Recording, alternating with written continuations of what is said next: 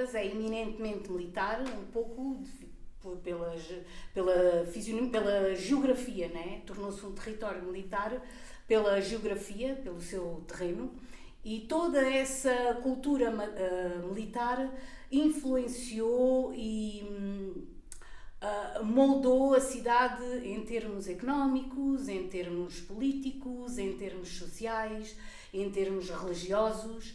Portanto, a cidade como um organismo vivo e uma entidade, não é? Porque a cidade tem o seu tecido de habitantes, interagiam com esta presença militar que foi mais forte a partir das guerras da Restauração e da fortificação abalortada e a construção dos fortes e redutos e fortins e por aí fora. O que é que o Nuno concorda com...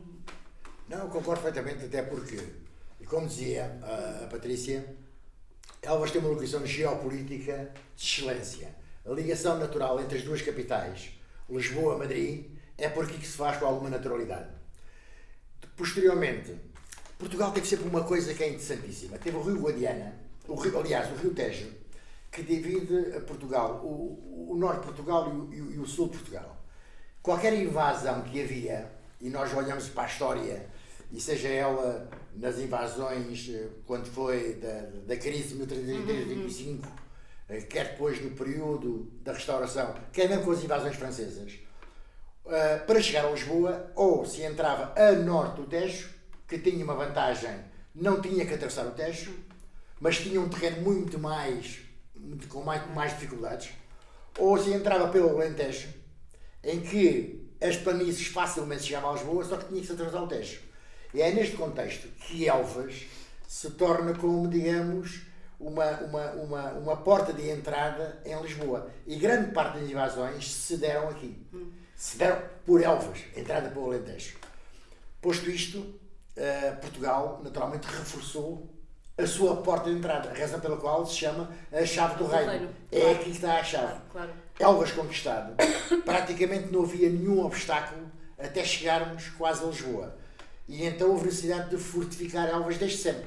Claro. E esta fortificação, naturalmente, teve o seu clamor mais alto quando foi na Restauração, no período da Restauração, e essas marcas ficaram até aos dias de hoje. Portanto, tudo isto obrigou não só à fortificação, às pessoas que vieram trabalhar para as fortificações que cá ficaram, como o número de militares que aqui se radicaram e que aqui ficaram até aos dias de hoje. Portanto, e depois, logo, consequentemente, isso vai mexer com todas as dinâmicas da cidade. De tal forma que até à extinção, praticamente, já agora no final dos anos 90, não sei se estou correta, se não corrijo, início dos 2000, com a saída em massa de todos estes militares, serviços, tudo mais, a cidade ressentiu-se até à atualidade, ou não? Não, ressentiu-se imenso. Aliás, porque um quartel ou vida militar traz depois atrás de si muita coisa. E o caso de Elvas concreto. O caso de Elvas, e reparemos no próprio Hospital Militar. Sim. Agora podemos passar um bocadinho também para toda, além dos militares, da força em si, não é? Daqueles que combatiam nas muralhas, que defendiam cada palmo de terra, era necessário um conjunto de apoio que garantissem o bem-estar e a moral destes militares, um dos quais, importantíssimos, a saúde. Portanto, o Hospital Militar, como tivemos aqui há pouco tempo uma conferência, o professor Moutinho Borges, muito interessante, do professor Moutinho Borges, onde ele clarificou muito bem que foi o primeiro hospital a nível nacional, com esta estrutura, perfeitamente organizado, e vinham gente com saber, e é daqui muitas vezes que saem as primeiras experiências, as primeiras regras, os primeiros documentos oficiais sobre o regulamento da saúde militar, que isso depois é transposto para a saúde civil também, para a parte civil. Portanto, grande parte das inovações que se deram em determinados períodos, devido à necessidade da guerra, à necessidade da proteção, à necessidade da segurança, que depois transcendem para a própria vida civil. Portanto, a estada dos militares em Elvas e a necessidade de haver aqui um conjunto de militares trouxeram também, acrescido a si, um conjunto de áreas que que também contribuíram para o desenvolvimento da cidade, para o conhecimento, para o saber científico, etc. A saúde é um deles. A área da manutenção militar, outra área da indústria militar, que era preciso alimentar todos estes militares. E depois a área da engenharia militar, não é? Pois. Das infraestruturas, não só das muralhas, como elas são construídas, mas toda a área de apoio, nomeadamente o trem, que era necessário, toda a área para fazer manutenção e a preservação das peças, etc., do equipamento militar, a área das finanças, e depois a própria alimentação. Portanto, tudo isto traz um desenvolvimento, um conhecimento. E mais, é uma coisa importante que se verificava nessa altura. Havia gente com conhecimento, havia gente com saber. Vinham os soldados com um nível cultural talvez um pouco inferior, mas depois também traziam os seus oficiais. E traziam também toda esta área do saber na área das finanças, na área da saúde, na área da confecção, na parte do artesanato, que era um desenvolvimento do conhecimento da cidade que tinha gente altamente capaz. E isso até leva a outra das áreas, a área da música. Segundo colegas meus da área de História, também me falaram que, inclusivamente, na música e no desporto, foi a parte militar que desenvolveu essas áreas depois, que transportou os maestros das orquestras militares do Exército, deram ainda alguma formação aqui aos civis. E daí também bandas filarmónicas que têm surgido, e clubes e associações que surgiram depois na época. No desporto, eles também falaram, pronto, porque os militares tinham que fazer o desporto, né?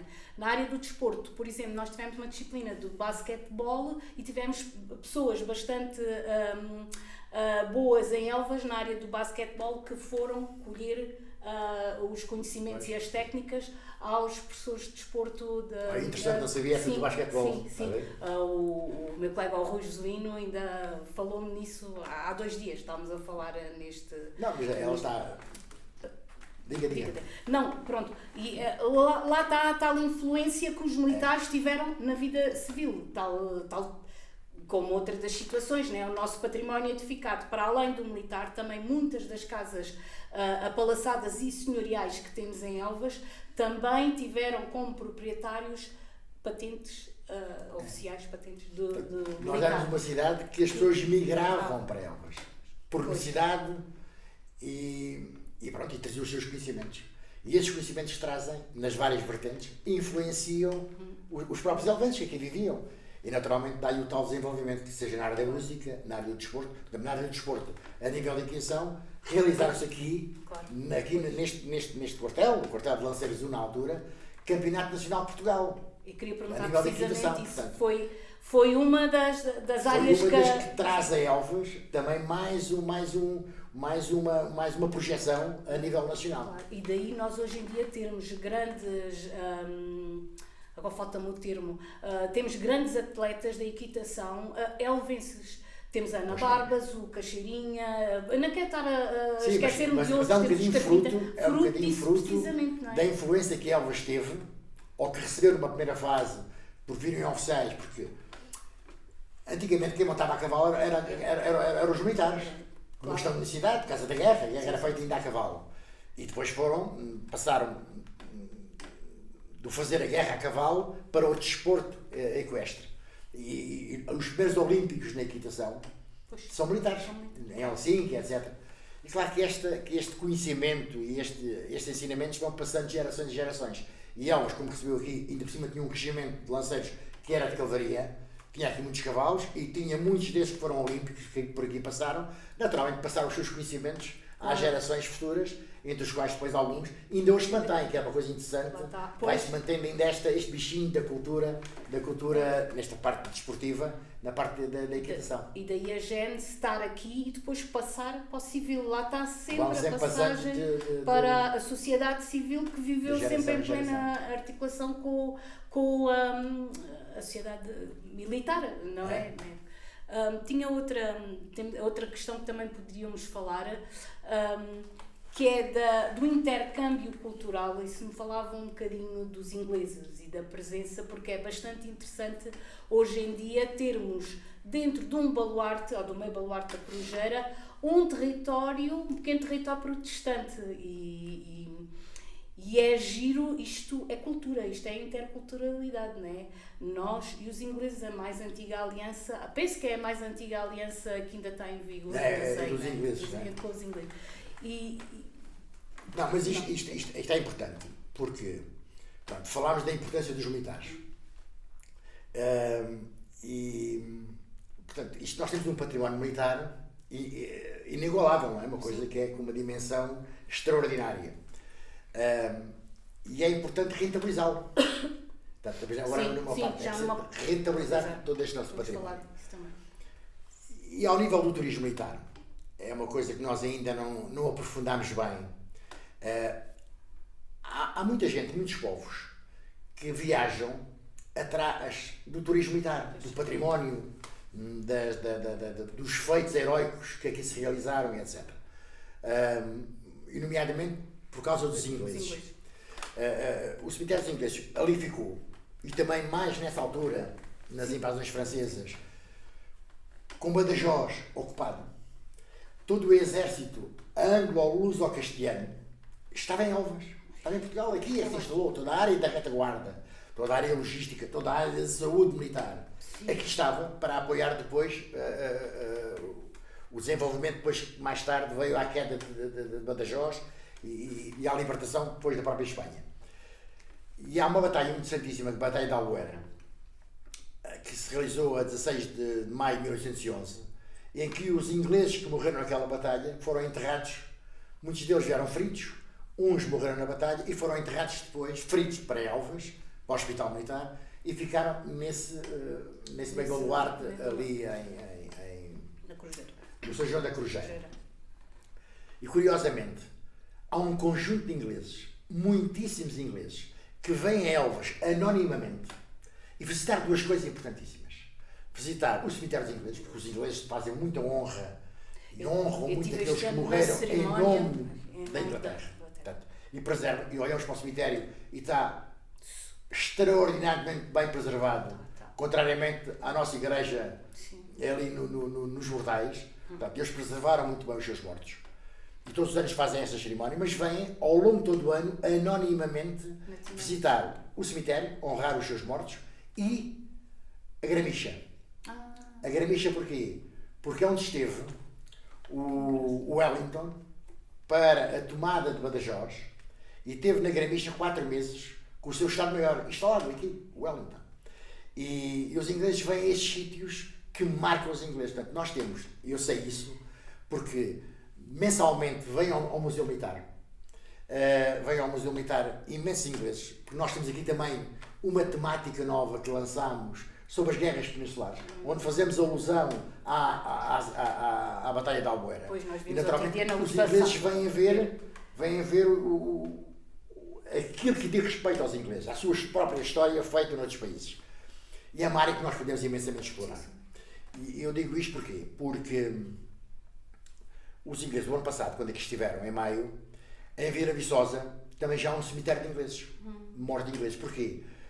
Porque a Vila Viçosa era a área da retaguarda, a nível de saúde, que tinha um hospital militar em Vila Viçosa. E muitos dos feridos, que já não tinham espaço aqui, em Elvas, iam para Vila Viçosa, ou aqueles que estavam já em fase de recuperação, iam para Vila Viçosa. E muitos acabaram por falecer e ali ficaram enterrados.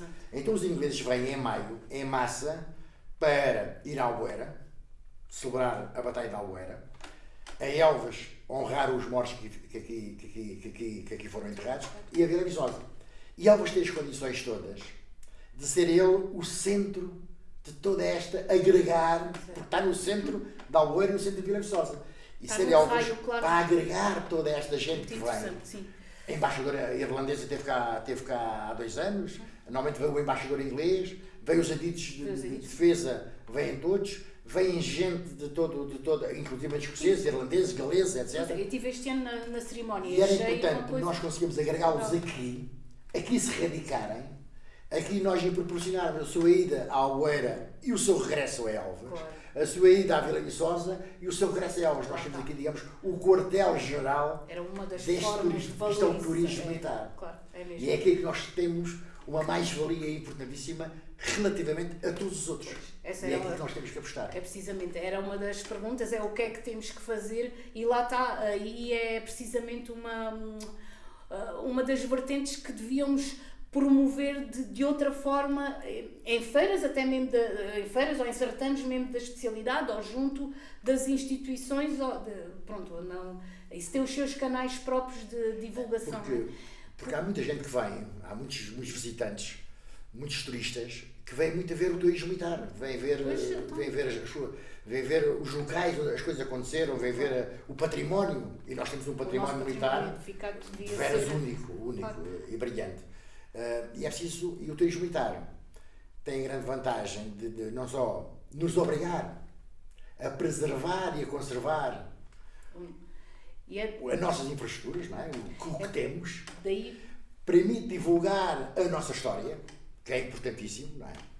E mais, eu acho que também, a nível de formação dos mais jovens, também é importante que eles conheçam o nosso património, conheçam os nossos feitos, porque nós, ao fim e ao cabo, somos uma nação. E esta nação não aparece porque o destino quis que aparecesse. Não aparece porque, bom, algo aconteceu, não. Aconteceu por um conjunto de pessoas em determinados momentos, atuaram de determinada fizeram o seu forma. sacrifício, inclusive da própria vida, Sim, para que nós sejamos hoje um país independente. E como tal, é preciso que os jovens de hoje, eu dizia isso no 14 de janeiro, na minha alocução, em que nós não podemos só homenagear aqueles que nos antecederam, temos a obrigação moral, os de hoje, passar este testemunho às gerações futuras. E como é que podemos passar às gerações futuras?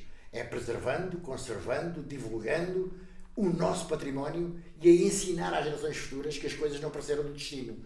Não foram por um acaso que somos livres e independentes. Portanto, é importante. É tudo importante isto reforçar tudo.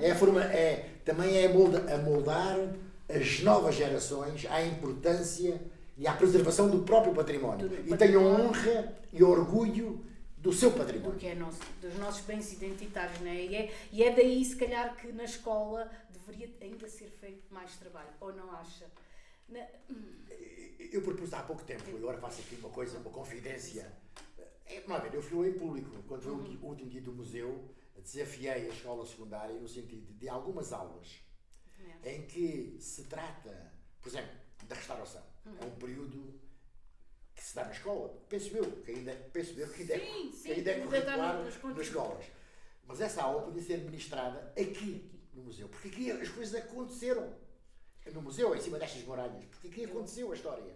E para os alunos é muito mais interessante estarem ao ar livre e ouvirem a história contada no local onde ela aconteceu do que numa sala de aula. E preferencialmente, não pelo professor. Não. E até porque para outra pessoa, por forma que também transmita o tipo de conhecimentos e etc. Nós fizemos aí em 2000, foi pena, se foi perdendo, mas fizemos uma pós-graduação em 2013, 2014, em que o professor Domingos Buxo, que foi do dossiê de candidatura, foi dos nossos professores lá da pós-graduação, e nós, as nossas aulas, super interessantes, tanto que igual poderiam ser feitas consigo, eram nos baluartes, eram nos fortins, são aulas ao vivo que uma pessoa percebe logo perfeitamente do que é que se está a falar, porque também é complicado. A engenharia militar também é muito complexa. E eu acho que os miúdos da escola necessitavam precisamente desse tipo de... Primeiro saírem do seu habitat natural, saírem daquela rotina de sala de aulas, PowerPoint, etc. Claro. PowerPoint é quando nós não temos, se queremos falar sobre a Guerra Civil Norte-Americana, tem que ser em PowerPoint. Claro. Agora... Mas falar sobre a aclamação ou a restauração de Portugal, foi aqui. Então, saímos do PowerPoint e vamos ao local onde cá estamos.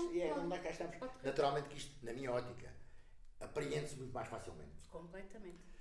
Se for não só o professor, mas coadjuvado por alguém que possa também partilhar a sua experiência, mais facilmente entra. E obrigamos que estes jovens tenham orgulho, e volto a repetir, e preservem também o nosso património. Para que eles amanhã, quando homens e mulheres transmitam aos seus filhos que isto é para preservar, isto é nosso, isto custou vidas. Custou vidas. Custou, houve muito esforço. É que os miúdos às vezes não entendem bem. É mais uma pedra sobre pedra. É mais uma pedra. Daí, pronto, agora extrapolando para outro, dentro da mesma linha, eu acho que era importante, e mais da minha área, vocês ali já têm o museu, puxaram para ali as aulas de equitação, normal, né, da Biociências agora, da escola. Era importante também fazer-se ou uma cadeira, ou um curso, ou umas workshops de taipa militar, de recuperações do património edificado. Pronto, nós temos conservadores, restauradores, estou aqui, eu estou mais um ou dois colegas, e podíamos trabalhar uns cursos desse género para irmos fazendo a recuperação, nós, aqui, do nosso património. Temos isto também, aproveitando também o tecido de habitantes que hoje em dia temos, que às vezes são imigrantes. Eu não sei se me está a perceber bem. Temos aqui uma formação. Fazemos uma formação, umas áreas específicas para recuperar mesmo. Claro que não podem ser feitas obras de grande vulto, mas há determinadas áreas que podiam ser trabalhadas, recuperadas. Você é que é mais expert nestas áreas, não é? Porque pronto, há conhecimentos em taipa militar, temos colegas que trabalham nessa área, e nós podíamos ir fazendo pequenas recuperações nos nossos fortins, nos alguns quartéis, porque realmente isto também é muito pesado para o orçamento só do Museu Militar da Câmara, não é? Portanto, era ir aproveitando alguns, nomeadamente emigrantes por aí que estão e que nós às vezes nem percebemos bem o que é que estão, em que áreas é que estão a trabalhar, se estão no campo, muitas vezes vimos-los aí. Se calhar são pessoas que às vezes até estavam dispostas a participar numa coisa destas. Eu falo nisto porque trabalhei 28 anos em Monforte. E houve lá, foi já agora, antes de me vir embora para Elvas, houve lá uma altura que tínhamos lá a recuperação, e quem fez o trabalho até foi uma empresa de Elvas, a Construserve, da Casa do Prior, e que na fachada da Casa do Prior tinha muitos trabalhos em massa e que estavam completamente desfeitos. E depois eu perguntei, como eu estava lá a fiscalizar aquilo, então, mas quem é que vocês agora vão arranjar? Isto tem que ser recuperado, quem é que vão? Nós temos aí um miúdo indiano espetacular. Lá está a entrar, são pessoas que nos locais onde vivem ainda têm muito trabalham muito com aquelas construções da terra e artesanato, portanto são pessoas que têm muita sensibilidade e know-how no sentido do saber fazer, das artes e ofícios. E quem fez a recuperação de todos aqueles ornatos, trabalhos em massa, foi um indiano. Portanto, nós também temos por aí pessoas que podíamos aproveitar. Às vezes pode ser um bocadinho utópica, mas acho que devíamos formar em umas workshops, uma cadeira, mesmo em colaboração com o município, em colaboração ou o município é uma associação também. O município também às vezes não pode fazer tudo, com o Museu Militar, e começamos a estabelecer pequenas reparações, pequenas manutenções. É também outra forma de valorizar. Isso vai de encontro a uma das nossas grandes dificuldades. Não é? Nós temos aqui quase cerca de 1 milhar de peças expostas e temos mais 2.000 peças museológicas em reserva. E grande parte delas carecem de manutenção e dessa preservação diária e manutenção. E temos grande dificuldade, temos muita dificuldade. E em trabalhos mais específicos, estou convencidíssimo que se houvesse uma formação específica para este tipo de áreas, aqui até falava mais, porque há pessoas que gostam, há pessoas que gostam. Muitas vezes não aparecem porque também não há formação, pois, não é? As pessoas não sabem. Portanto, e era uma coisa que se podia ir preservando as pequenas coisas, não é? Claro. E depois as coisas. Isto foi como os militares chegaram. Pois. Chegaram poucos, foram crescendo e a pouco vai passando um conjunto de tradições e de valores. A mesma coisa começa-se sempre de grau a grau e depois as coisas vão naturalmente. E podemos criar aqui uma escola interessantíssima, uma área em que nós temos que nos diferenciar dos outros. Eu sei que foram projetos que há uns anos tentaram ser implementados, era uma área de artes e ofícios, e depois na casa do governador, na Casa do Conceito de Guerra, ainda houve, Ali, onde hoje em dia é o Vila Galé, mas depois o projeto acabou por cair e até era em parceria com a IPP, com os engenheiros cá de Elvas, com o Pedro Lopes, com o Pedro Romano, houve ainda, e com outras pessoas, houve aí uma gênese de artes e ofícios e muito dedicados à área militar, da taipa militar, e depois acabou por cair, mas era fundamental até para vos dar uma ajuda a vocês, ao que está agora cedido, que é do Ministério da Defesa, né, mas está cedido ao município, porque há pequenas coisas, há aí casas de guarda,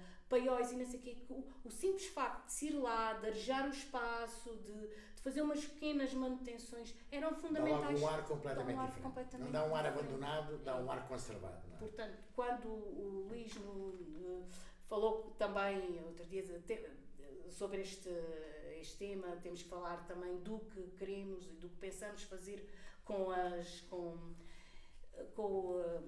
os edifícios militares. Uma primeira abordagem é um bocadinho por aí, né? Antes de estarmos a divulgar e a promover, temos que fazer a recuperação e o restauro das coisas. E é extraordinariamente dispendioso fazer a manutenção deste espaço todo. É muito difícil. Apesar do grande parte da parte dos militares estarem bem conservados. Quer dizer, o Vila Galé teve a recuperação todo o que era o presídio militar, o tribunal militar, e agora com o Vila Galé toda aquela outra área, a manutenção militar com o Museu de Etnografia e de Arqueologia, o próprio Museu Militar. Sim, o próprio Museu Militar. O Museu Militar está aqui um bocadinho também para manter aqui a tradição militar que Elvas sempre teve, foi por excelência no país. Portanto, e não podia desaparecer aqui o seu espaço militar. Claro. A razão pela qual nós estamos aqui. E conservamos e vamos mantendo todas estas casernas, estes 15 hectares de área, que é importante. O património vai estando conservado. Agora, ainda temos, por exemplo, os quartéis da Corujeira. Se tivéssemos mais gente elvense, mais com gosto a participarem, alguns até a título de mecenato, com voluntarismo, podem ir melhorando. É preciso também criar mas precisamos criar a necessidade de preservação do nosso património nos elvenses, de uma forma geral. E não olharem para isto como... Eu também compreendo que nós andamos sistematicamente a olhar para os mesmos sítios. Olhamos para o aqueduto, é sempre igual. Para as muralhas é o mesmo. E já não nos desperta interesse. As pessoas que chegam e que olham pela primeira vez para este património que nós temos impressionante, ficam abismadas, ficam admiradas com o que nós temos. Agora, é preciso criar nas gentes de Elvas, saber que isto é preciso se preservar. E todos nós podemos contribuir um bocadinho para a preservação desta monumentalidade. Que aí é que está o problema e aí é que temos de trabalhar. Também por isso é que há bocadinho também falei, é que Elvas mudou muito. E por exemplo, eu falo por mim, eu tenho 7 irmãos, só cá estou eu. E eu vejo uma data de famílias, portanto, Elvas mudou e temos outro tecido de habitantes, temos outras pessoas. E às vezes sinto um bocadinho que mesmo quem está fora e que quando vem em Elvas o meu São Mateus, há os meus pendões e depois vão-se embora e não... Mas cria raízes. Não. As pessoas estão... há um bocadinho, não é? E, portanto, temos que trabalhar com o potencial humano que temos, que não são pessoas de Elvas. Mas temos que começar. Eu acho que é importante começar pela formação, começar pela sensibilização dos jovens na escola.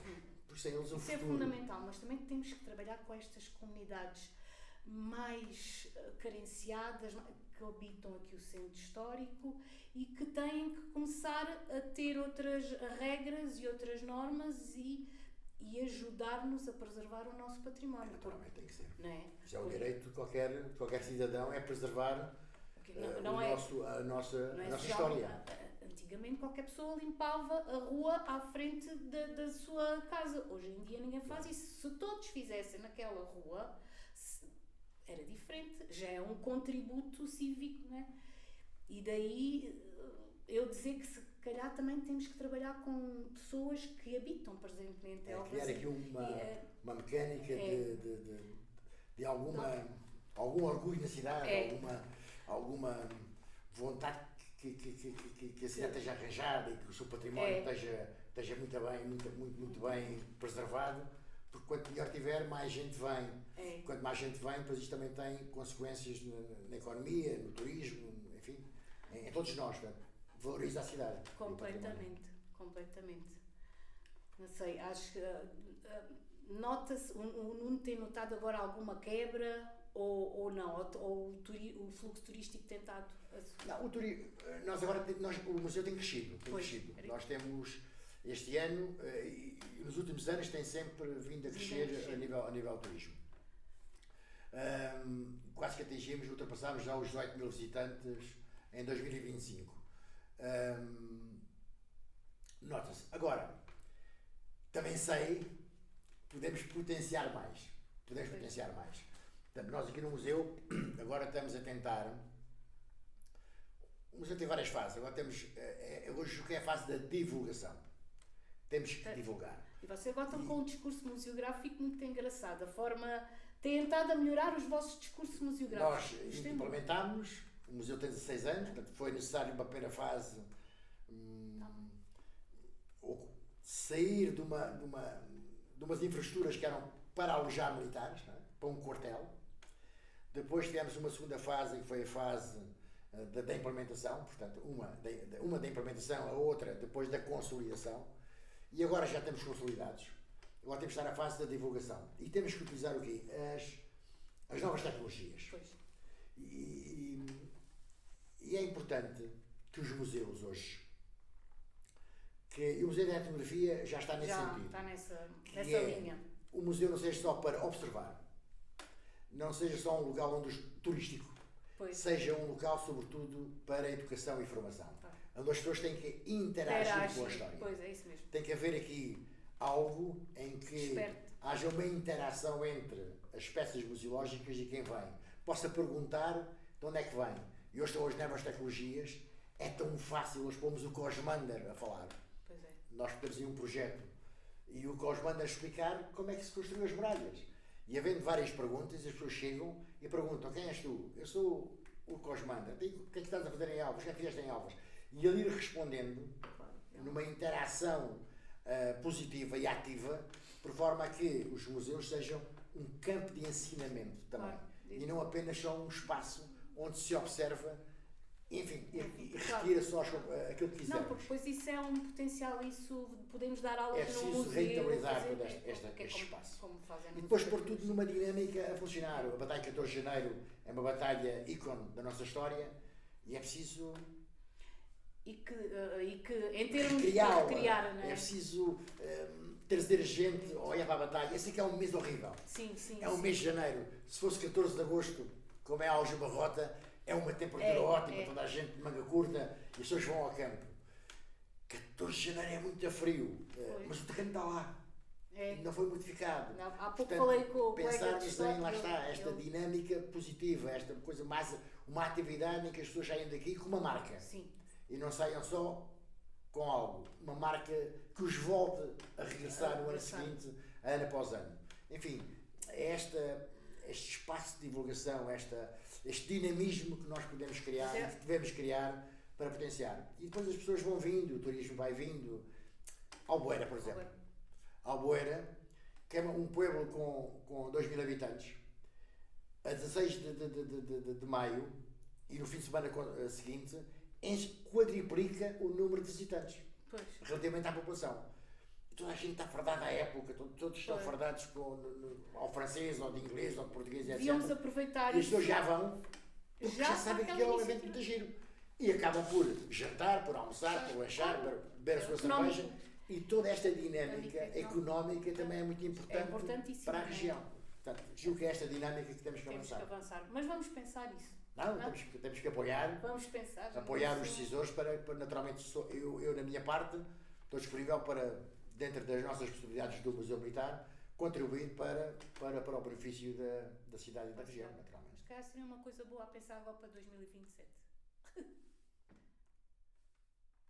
Foi muito chato, não.